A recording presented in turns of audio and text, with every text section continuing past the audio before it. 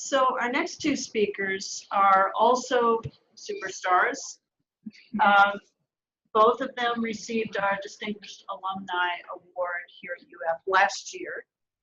And first we're going to hear from Avecita Chicchón. She was my student in anthropology, a PhD student. And she's had a really interesting career going to field-based work and then to becoming a donor representative and back again, back and forth. So she first went to work for Conservation International in Peru, her home country, after finishing, which was in itself kind of unusual for an anthropologist to be hired for that kind of position at that time. Then after a few years, she went to work for the MacArthur Foundation and became a donor for their environment programs and was able to have a lot of impact that way. And after a few years, she went to work for Wildlife Conservation Society, again focused, she was a Latin America director, much more field-based program. And now she's at the Gordon and Betty Moore Foundation, which has a big focus on the Amazon. And she is in charge of $550 million programs working in the Amazon, on primarily focusing on protected areas and also on the drivers of deforestation that affect those protected areas. So a big potential impact. I've asked her not to talk about her current work, which is very interesting, but to talk about her very first work after her PhD, which was in Tambopata, Peru, where she had learned here at Florida about the importance of participatory governance, and she went right out and put it into practice. I think one of the first people who ever tried to do that, and she did it pretty successfully. There is a book about that in Spanish, which is a beautiful book that Wildlife Conservation Society put out. And I went through and I found all these alumni mentioned in this book as part of the process. Avecita, Mariana Varese, Liliana Campos, Antonio Brackegg, Richard Pyland, Charo Lanao, and Ernesto Reyes Luna, who there are probably others mentioned here. But I'll pass this around while she's speaking. So that's what I asked Avecita to speak about today. And we're delighted to have her with us.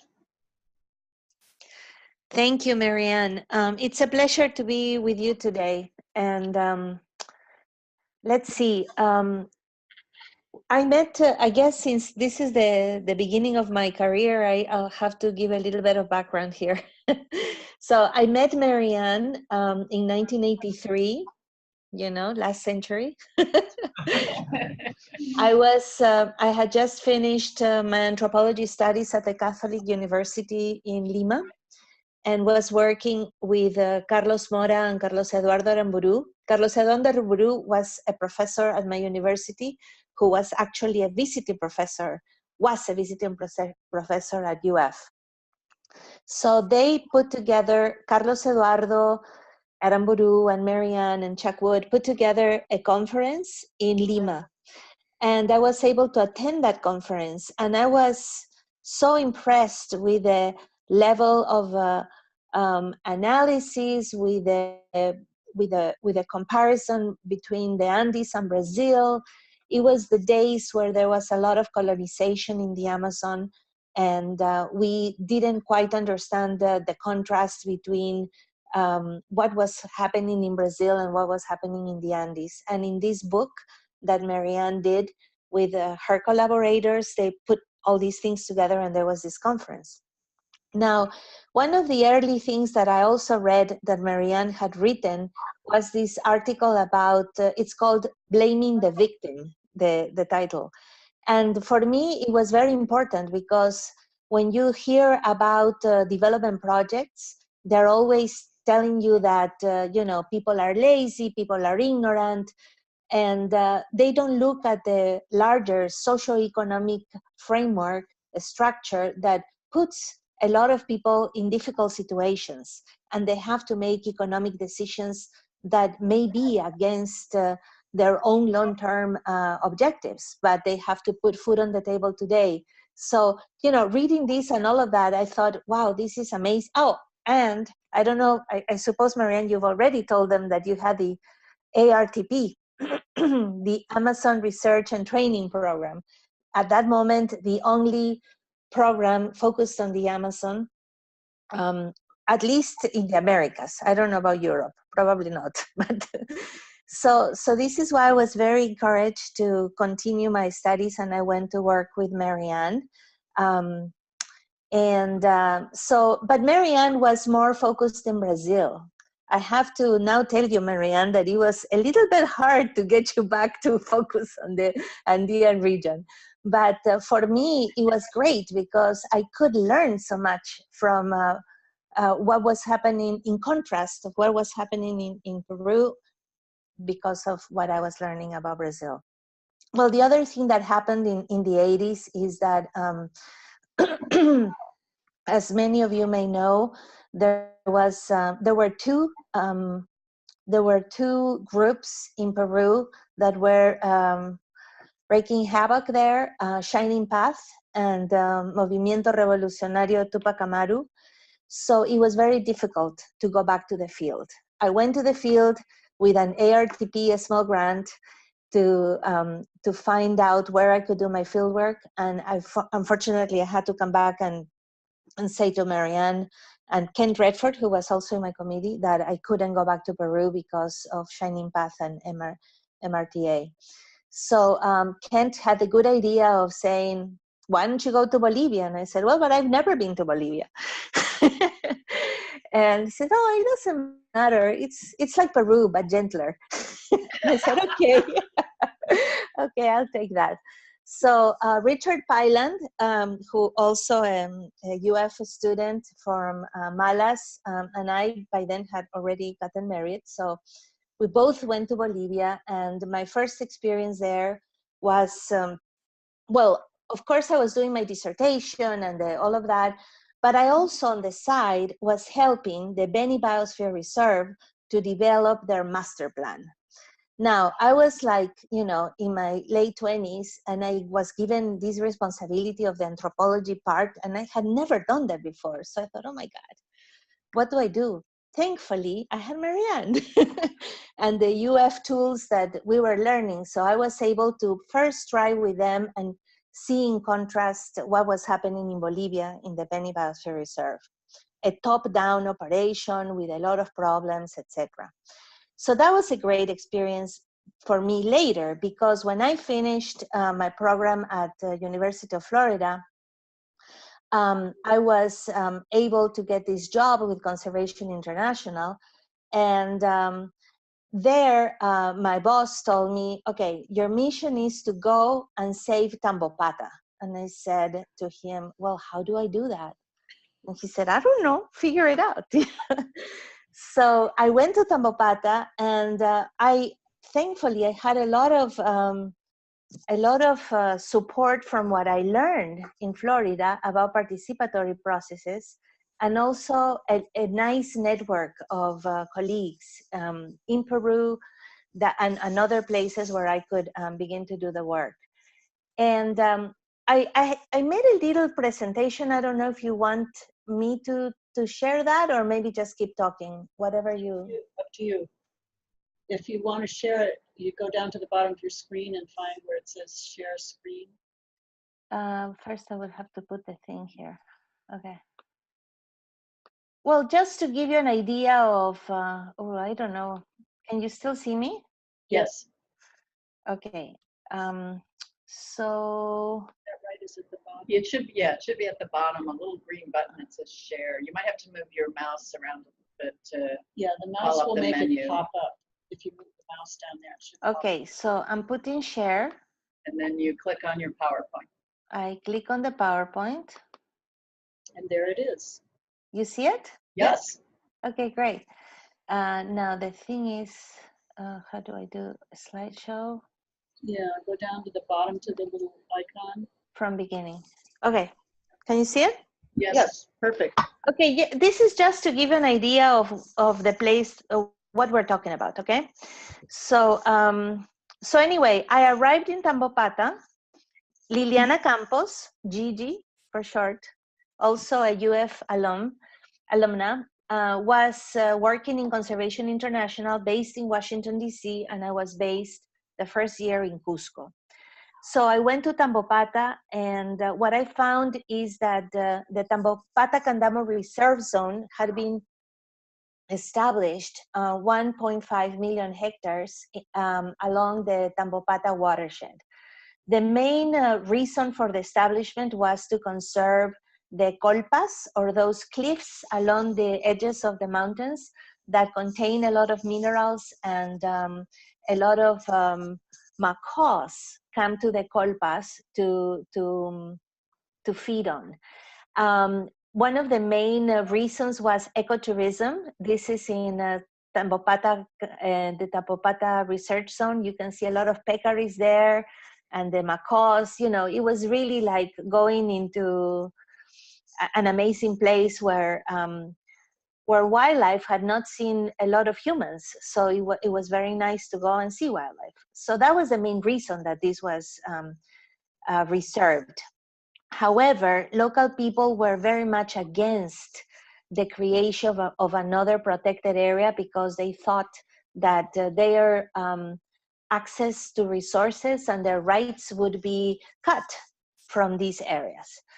And there was a lot of conflict when I arrived in Tambopata. This is another shot of the Tambopata River. No, actually, this is when one of the Malinoski River comes into the Tambopata. Now it's very different because of gold mining, but that's the way it was then. And logging was a real problem. And as I said, this was the years of Shining Path, so there weren't a lot of investments in Peru. And one of the few economic activities in Tambopata was Brazil nuts. And this encouraged the farmers and local people to not cut the forest. But however, they needed markets for their Brazil nuts. So we also started to talk about how to promote more Brazil nut marketing of Brazil nuts, so that they could have an economic return and not cut the forest. So we started to do all these parallel things. But the main thing was that people were against the Tambopata Candamo Reserve Zone. So what we did is that with colleagues from Centro Eori, from the Federation of Indigenous People, FENAMAD, and mainly with the Federation of Farmers, FADEMAD, who were seen as the villains here, and this is where blaming the victim also comes as one of the important readings for this, is that, you know, my objective as an anthropologist was to start to talk to all of them and say, why are you against this, right? And let's see how this can be useful to you.